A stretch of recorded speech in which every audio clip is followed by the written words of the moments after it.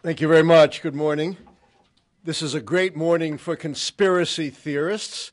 The Pope having resigned, you can figure he surely did this to upstage Mr. Obama's State of the Union address.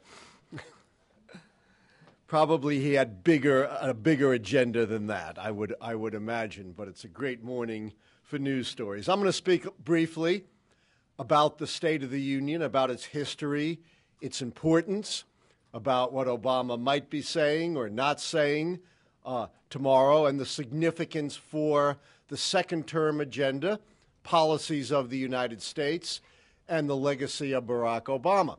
I'll try to speak fairly briefly and then open it up for questions. You can ask me anything you like about not everything, American politics, American history. Don't ask me about the opera, and we will be just fine. The two iconic presidential speeches here in the United States, of course, are the inaugural address, given at the beginning of a presidential term, and the State of the Union address, given every year by the incumbent president. Of the two, only the State of the Union address is actually in the Constitution. The inaugural address is not mandated by the Constitution, but is, like so many other traditions, one of those established by the first president, George Washington. He gave an inaugural address. Every president has followed since. But the State of the Union address is set forth in Article 3, Section 2 of the U.S. Constitution, that the president from time to time should inform the Congress of the State of the Union and propose whatever measures the president deems expedient. I'm, of course, paraphrasing. This shows a couple of things about the nature of American government.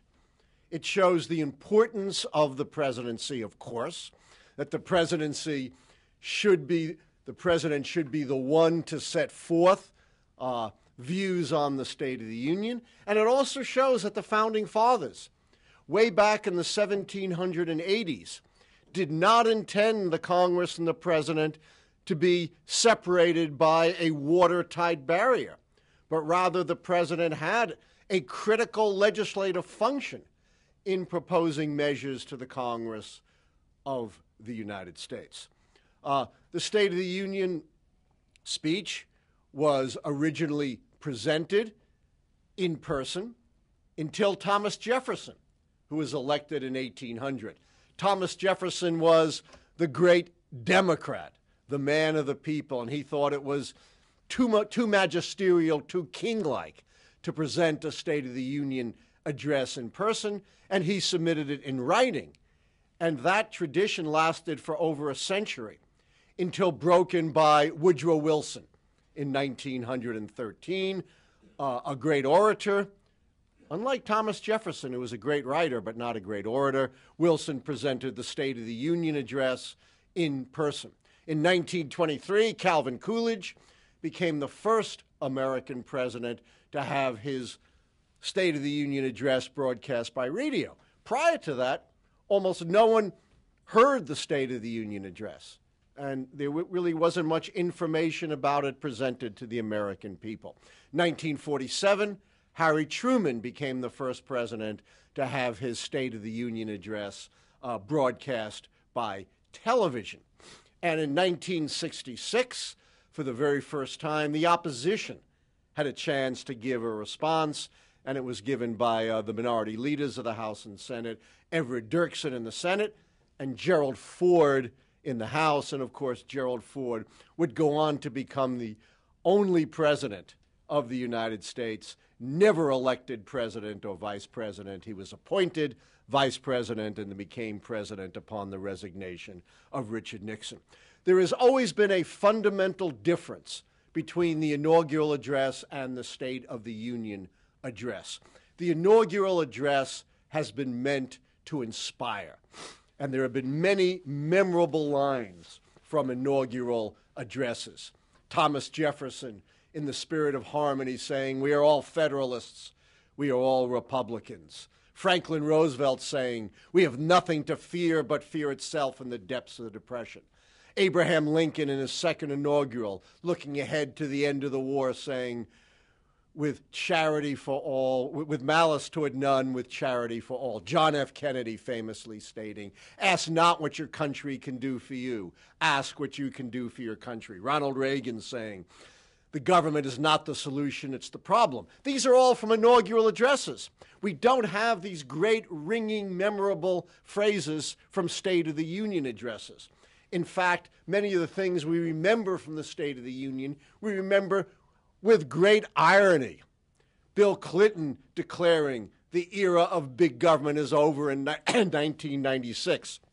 And of course, since then, the federal budget has tripled. The era of big government has exploded,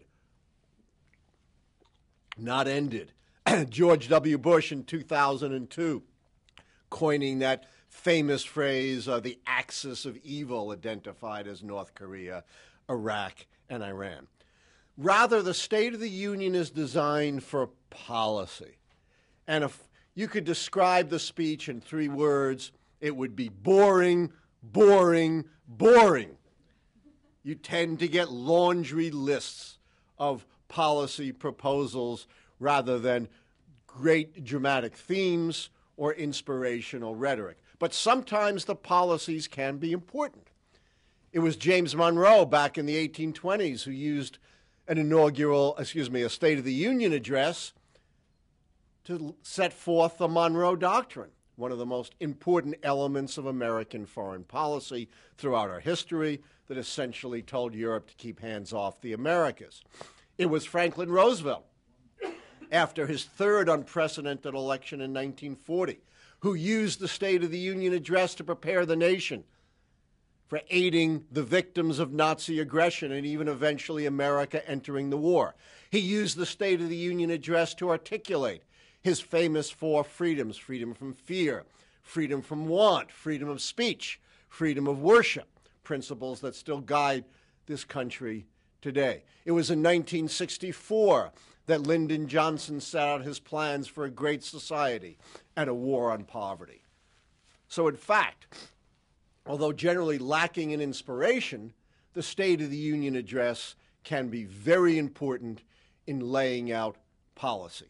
This may be the most important speech of Barack Obama's career, going against the tendency of the State of the Union addresses to be rather unmemorable.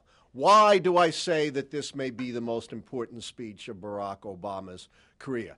Because despite having the great accomplishment in his first term of comprehensive health care reform, something that had eluded American presidents for many decades, the legacy of Barack Obama is still much unfinished. There is still much to do in terms of domestic and foreign policy. And second terms are notoriously difficult. We know, of course, Bill Clinton was impeached in his second term.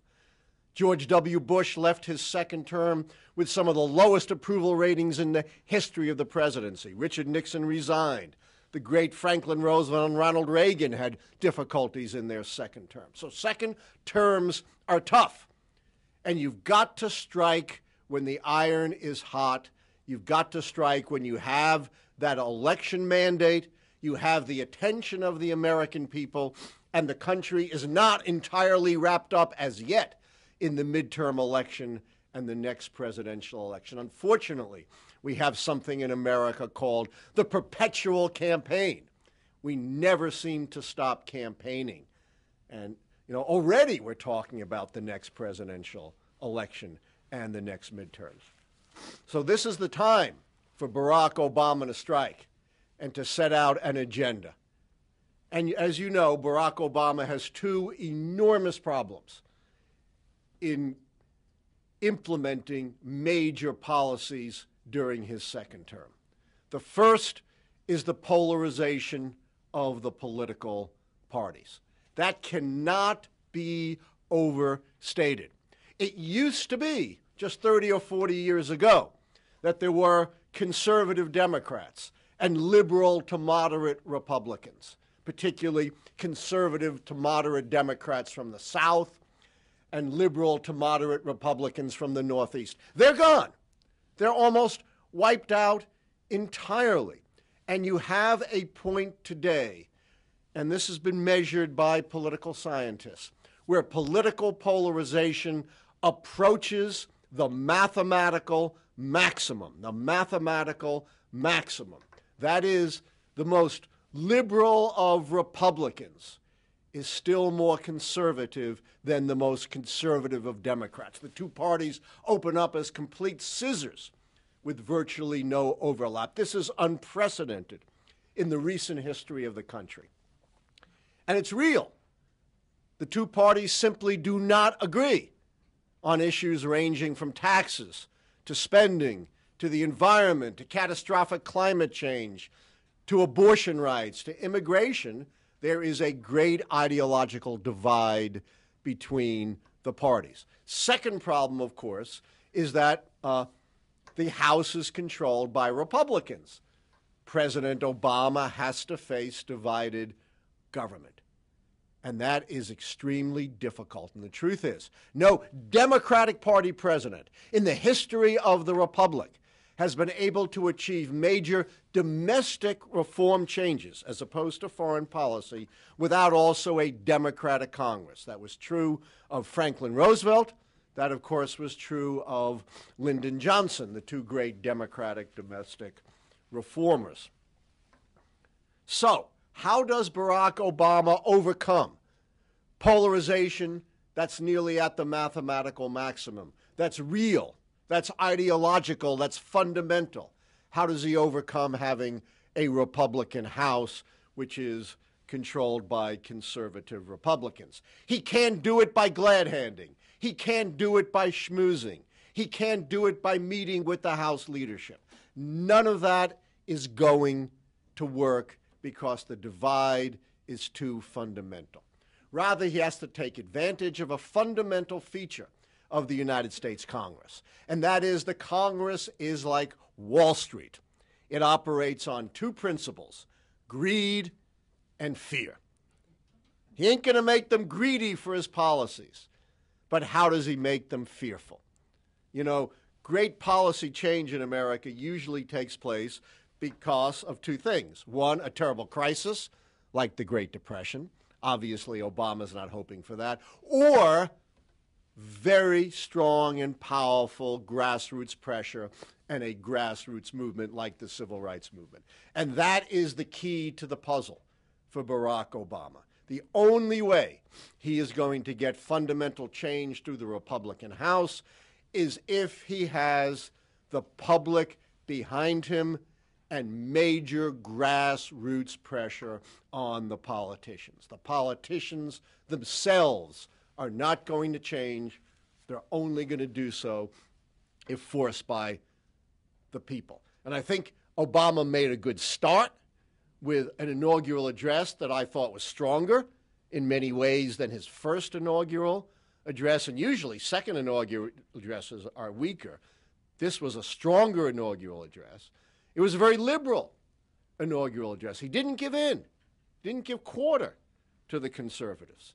And he highlighted a number of extremely important issues, including, remarkably, and I think very wisely, what he spent his most time on, which was not what people expected, wasn't taxes, wasn't the deficit, it was catastrophic climate change and the threat that climate change poses, not just to the United States, but to human civilization. So he has to build on the momentum of his inaugural address in his State of the Union speech. He can make some gestures to bipartisanship and cooperation, but he has to speak not just to the Congress, but he has to speak to the American people and try to get the American people behind his ideas. We already saw that in the excellent speech he made on gun control. And that contributed to a 15 to 20 point swing in public opinion on strict gun control. Obviously, the tragedy at the school in Newtown was the main driving force behind that, but Obama's unrelenting position and very powerful and eloquent speech on gun control was important. You know, one of the great failings, maybe the greatest failing, and he admitted this himself, of the first term for Barack Obama was he didn't use the bully pulpit enough. He didn't use his rhetorical ability. He didn't use his great oratorical powers to really take control of national debates and build massive public support for his policies. He's got to do that now. And he has got to avoid what is the great distraction of American politics. We are all focused on this sequestration, these automatic budget cuts that are going to take place if the Congress and the president don't agree on some immediate budget cuts. That could not be less important. It really doesn't matter whether we cut, $100 billion or don't cut $100 billion out of a nearly $4 trillion budget. It's not important, and in fact, Obama has got to see it's counterproductive.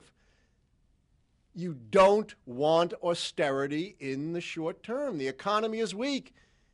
It grew negatively, minus 0.01 in the last quarter. The last thing you want to do is a program of austerity during hard times.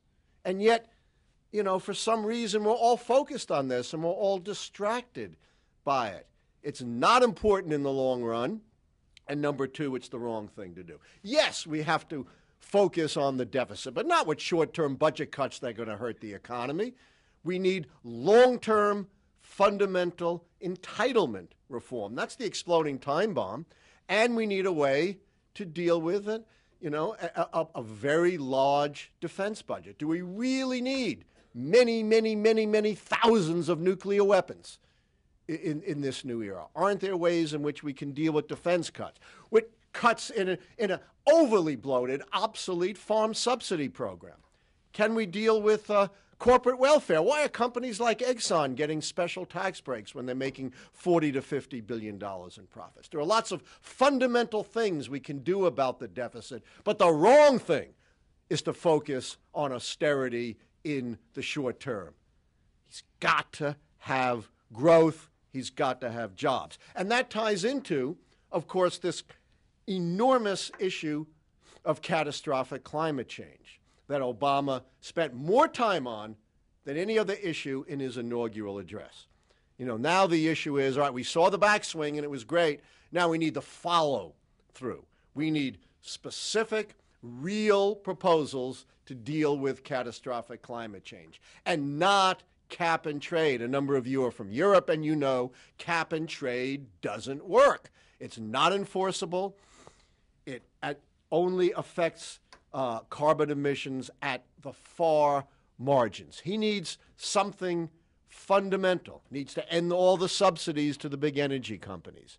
He needs to adopt something like a fee and dividend program where you impose a fee on carbon and then redistribute the money to the people. So you're doing two things. You're controlling the pollution and the emissions, and at the same time, you're stimulating the economy by putting money in the pockets of people. He's got to unite those two issues, which have been severed apart, climate change and the economy. It's as if we really can't afford to deal with what may be the greatest challenge facing humanity because it'll hurt the economy. Nonsense. There are ways to do it that can actually help the economy. And he needs to be really serious about rebuilding a green infrastructure in America. The old smokestack industries are not coming back. That's not the way we're going to get employment reignited in America, just like we had the technological revolution of the 1990s in cell phones and personal computers, and that really fueled the boom. We need the new boom in the green technology for the second decade of the 20th century. So he's got to put job creation, which is so important, stimulating the economy, together with catastrophic climate change. That is the great challenge of the State of the Union address, to avoid the distractions and focus on the very big picture. And of course, there are other issues that he needs to deal with, but I don't think they're nearly important. Yes, we do need better gun control, and that is an important issue. But the truth is, there are 250 million guns already in America. Whatever we do about gun control is not probably going to fundamentally change the tragedy of gun crime and gun violence in America. It should be done, but whether it changes the course of the country is very questionable. Immigration reform, extremely important. We do need to regularize the status of 11 million undocumented people in the United States, who, by the way, contribute in a major way to our economy. You know, if we gave in to some of the hysterical cries to deport them all right, tomorrow, the hospitality industry would shut down. The restaurant industry would shut down. The domestic service industry would shut down. The farm industry would shut down. You know, do we really want that to happen in this country? I don't think so. There's got to be a way to regularize the status of these folks who are making such important contributions to the economy.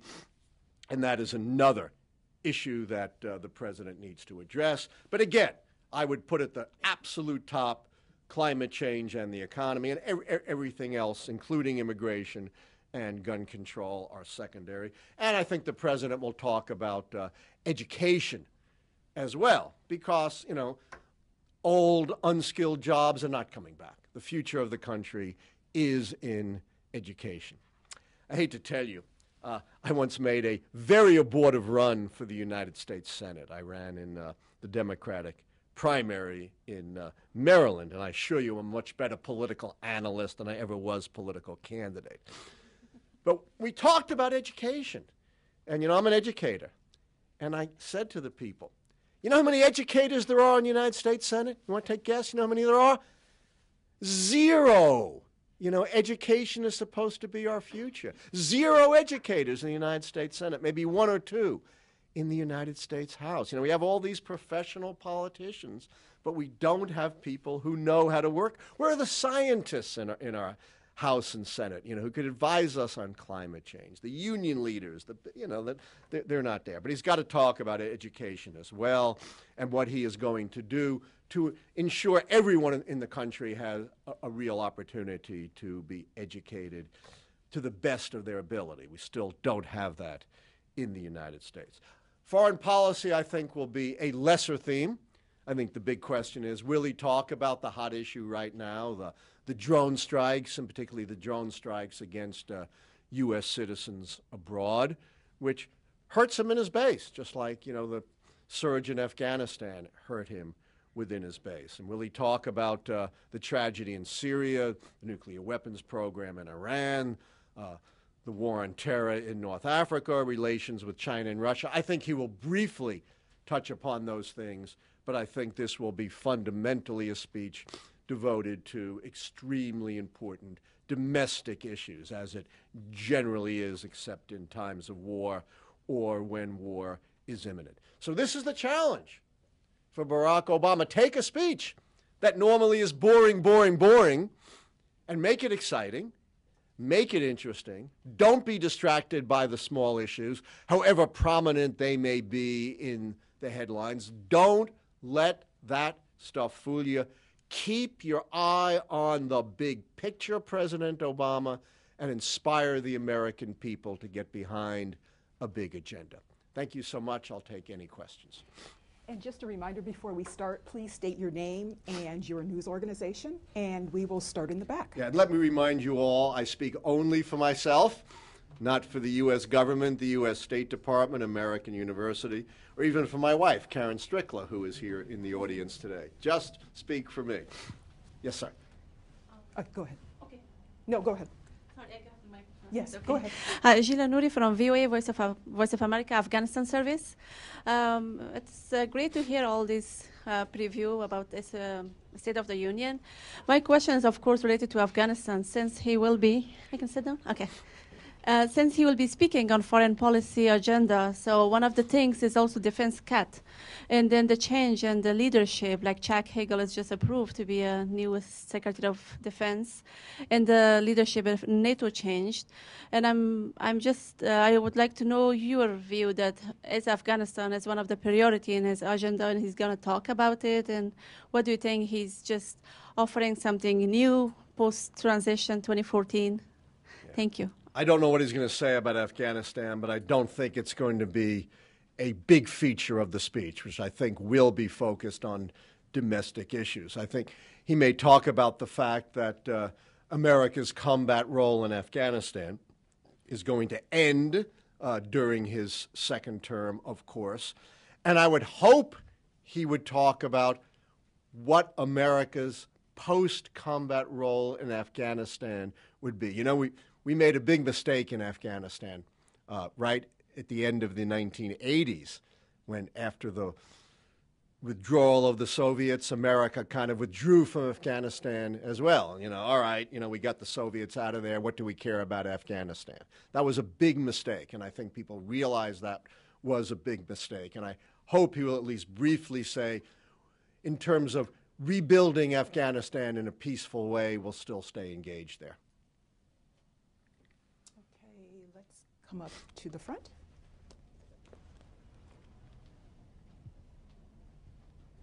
Thank you. Swiss Television, Thomas Miglierina.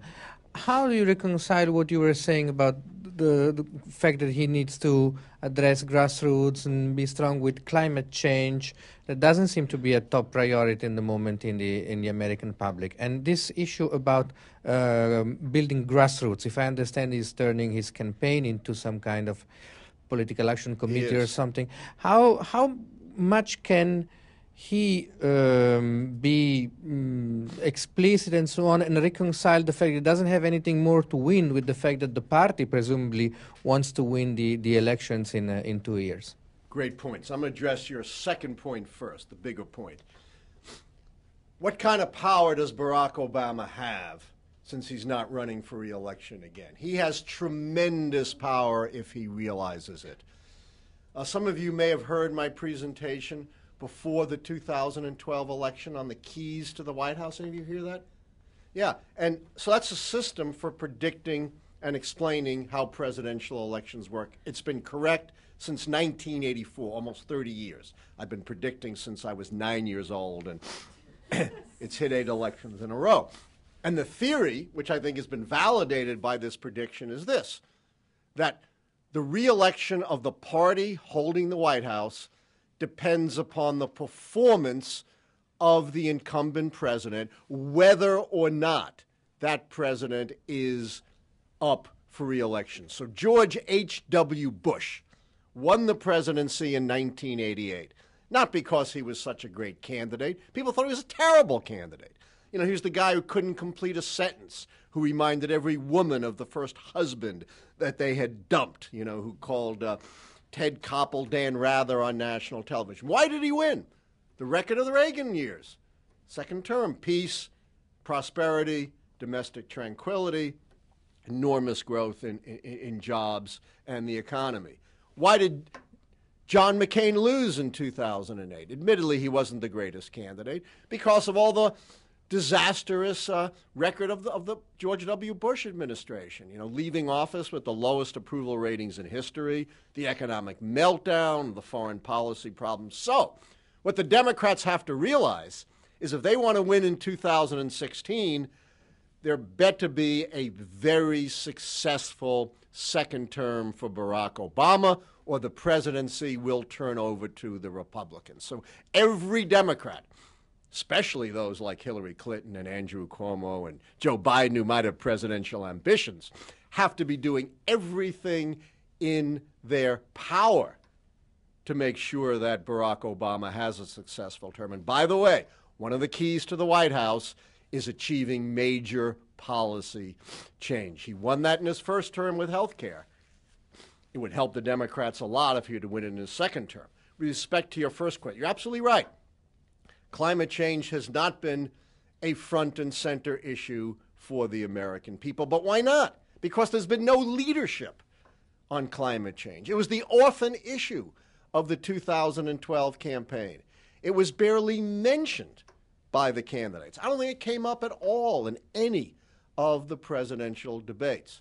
And if you look at the polls, even though when you ask them what's the most important issue facing you, everyone always says the economy, and climate change comes down, there is now not just a scientific but a public consensus that climate change is real and that we do need to do something about it. So that's a huge challenge for the president and the Democratic leadership to make this an important issue, to really explain to the American people why nothing else may matter unless we solve climate change. And again, as I tried to stress, to tie it into the economy and to try to break this false dichotomy between we can do something about climate change or we can help the economy, but we can't do both. We'll take one more question here and then we'll go to New York. So let's come up here. Thank you, Professor. My name is Bingru Wang with Hong Kong Phoenix TV. Whenever the U.S. politicians talk about economy and unemployment rate, they always point the finger in China, especially Chinese currency. Do you think this will be mentioned in the State of Union, or in Obama's second term, will Chinese currency still be an issue when they are talking about the U.S. economy? Thank you. No question Chinese currency will continue to be an issue. It was a pretty strong issue in the presidential campaign. It's not going to be dropped as an issue in the second term. But I don't think it's going to be a centerpiece of Barack Obama's approach to the economy.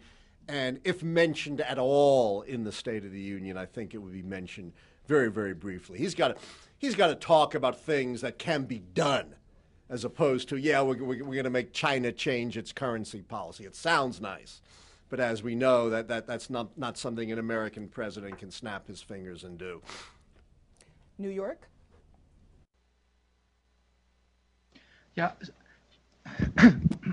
Thank you very much. I'm from the Sustainable Development Media, so what I'm hearing is music to my ear.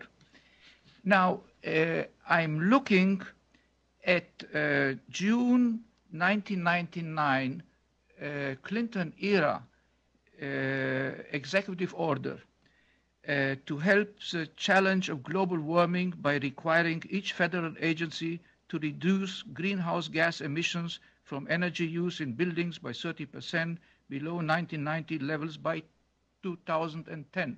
Now, this thing was effective. Why not continue to use executive orders in order to achieve results that it's impossible to get through Congress? It's a great point. We've already seen Barack Obama using executive orders on the issue of gun control. He's issued a number of executive orders to help achieve some tightening of gun control regulations, even without getting legislation from Congress. I couldn't agree with you more. Obama has nothing to lose by issuing executive orders. It might make Republicans in Congress angry with him, but so what? You know, they're angry with his policies anyway. I think given the difficulties of A, first rallying the public, and B, getting something through the Congress, that Obama should very carefully look through the possibility of executive orders. You can do much more than you think, as your example pointed out, through executive orders. The Defense Department, for example, is one of the greatest consumers of energy of any institution around the world. There are some things that are being done to deal with that issue, but not nearly enough. So I think Obama should definitely explore that route on every issue, particularly if he does seem to be hitting roadblocks, as he may well in the Republican House. Let's go in the middle right here.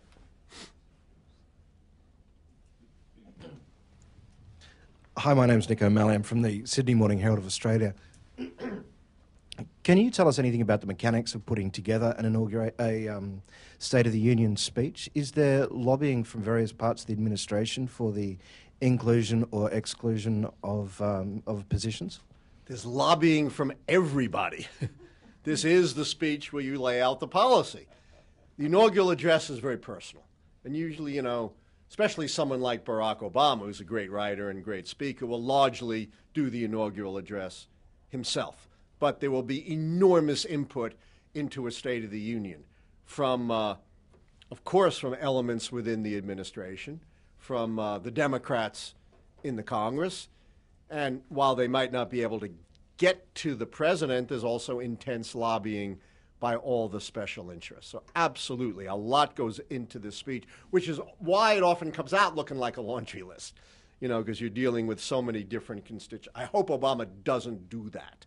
I hope it's, you know, more in the way of a coherent thematic speech that hits a few of the really big themes and avoids what I call, overemphasis on the distractions.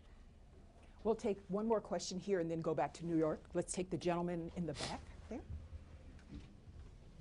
Thank you very much. Simon Carswell with the Irish Times in Ireland. Just wanted to ask, you talk about the importance of the State of the Union speech, but what about the reaction of the Republicans and how important it is this time out, particularly with this kind of existential crisis that the party is going through at the moment?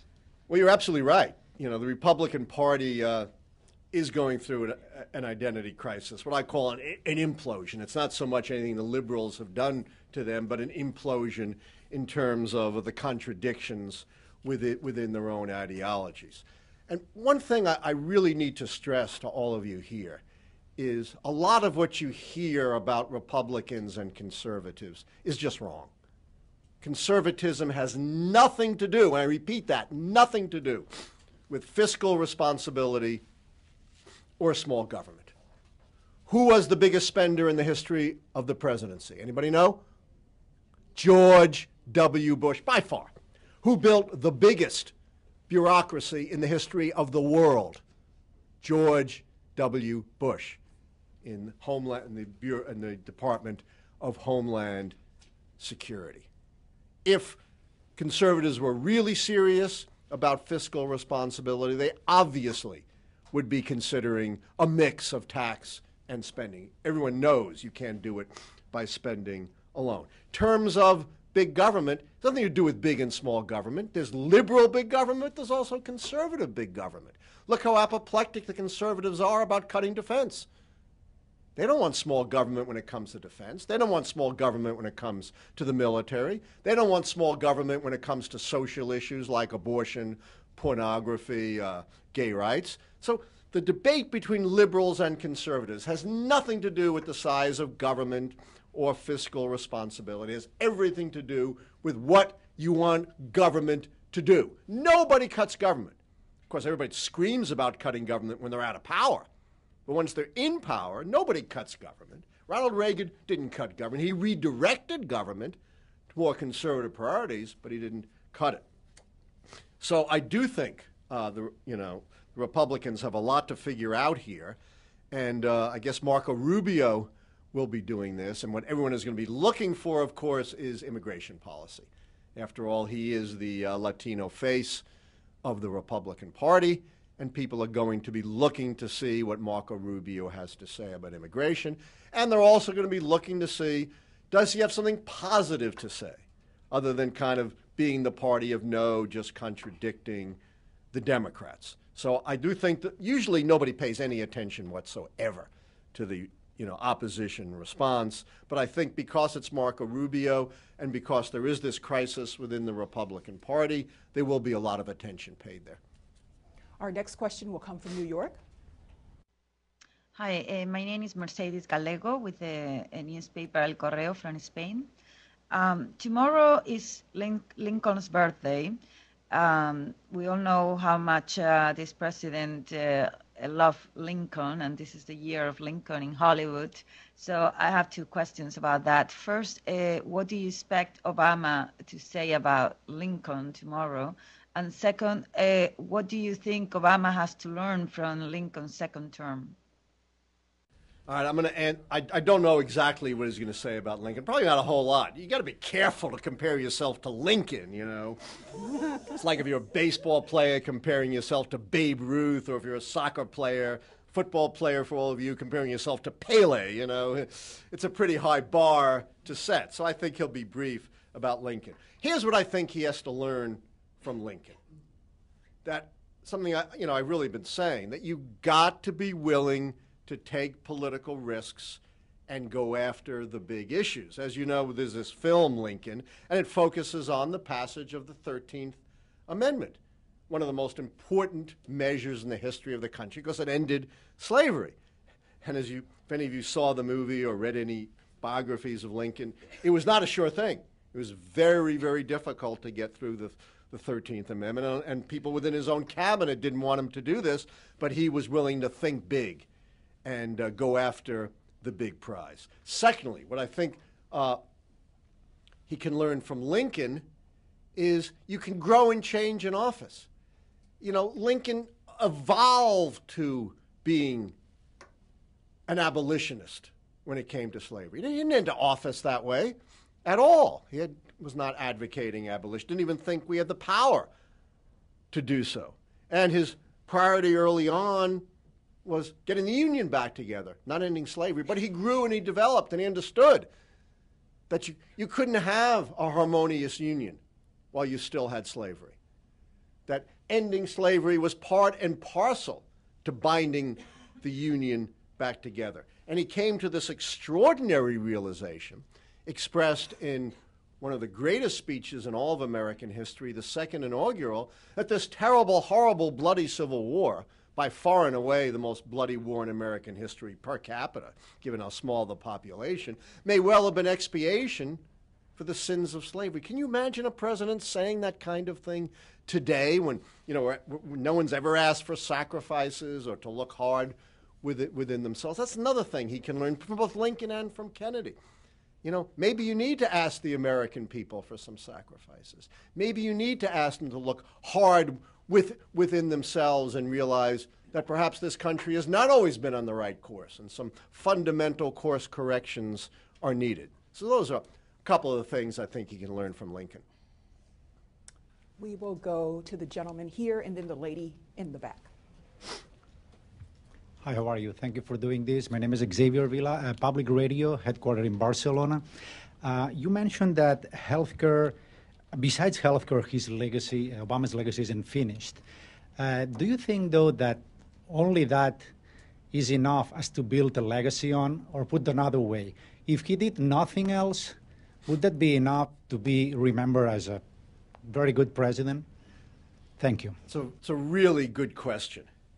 And, you know, I'm an historian, and one of the things historians hate to do is give you instant historical analysis, right?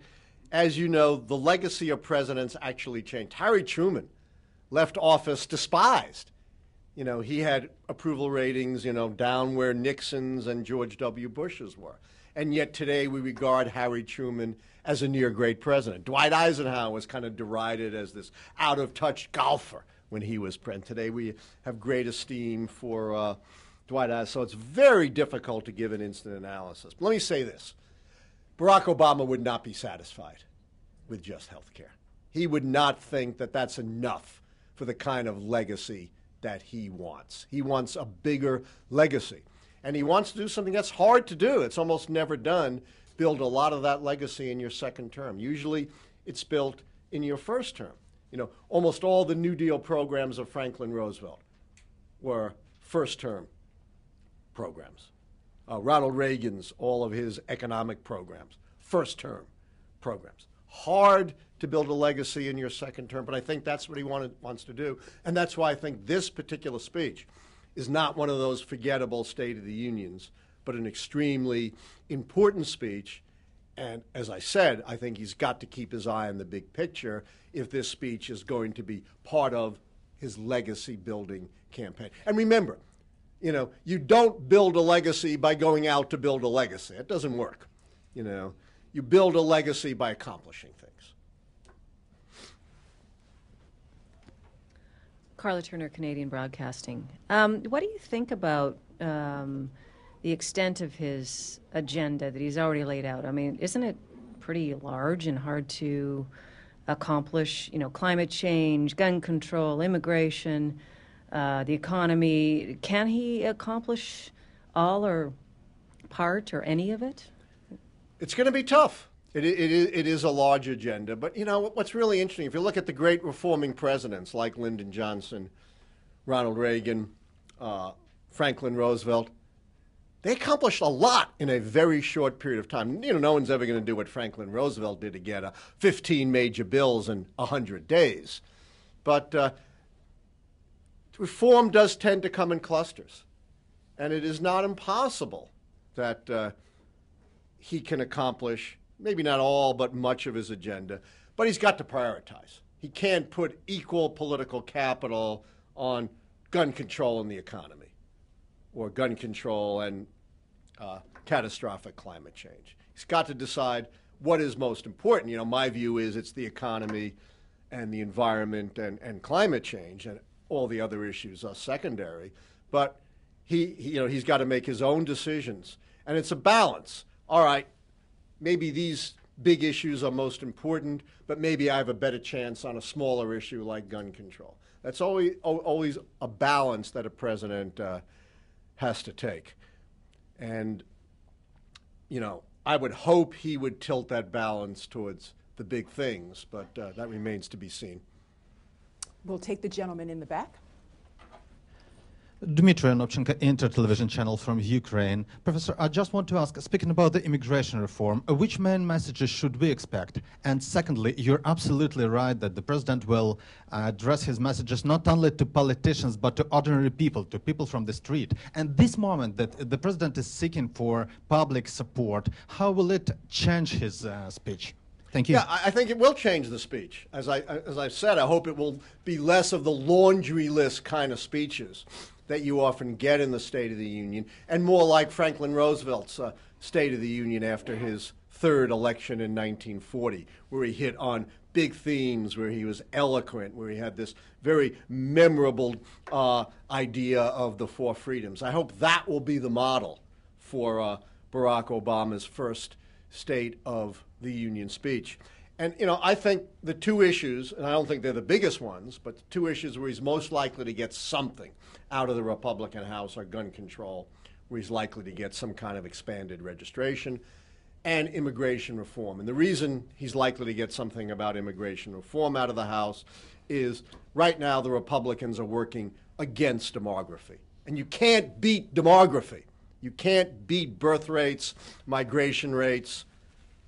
Doesn't happen. Their base is white and Protestant, and that is the most shrinking part of the American population and the American voters. They can't be a viable party losing 95% of the African American vote and 70% of the Hispanic vote. So they know they can't just be obstructionist on immigration reform. They're going to probably have to agree to something, maybe not everything that Barack Obama laid out in his speech, but certainly something, and it's got to be some combination of regularization for 11 million undocumented immigrants, some kind of stepped-up border control, although they've already done a lot to step up the border control, and then some kind of program for regularizing the influx of skilled workers.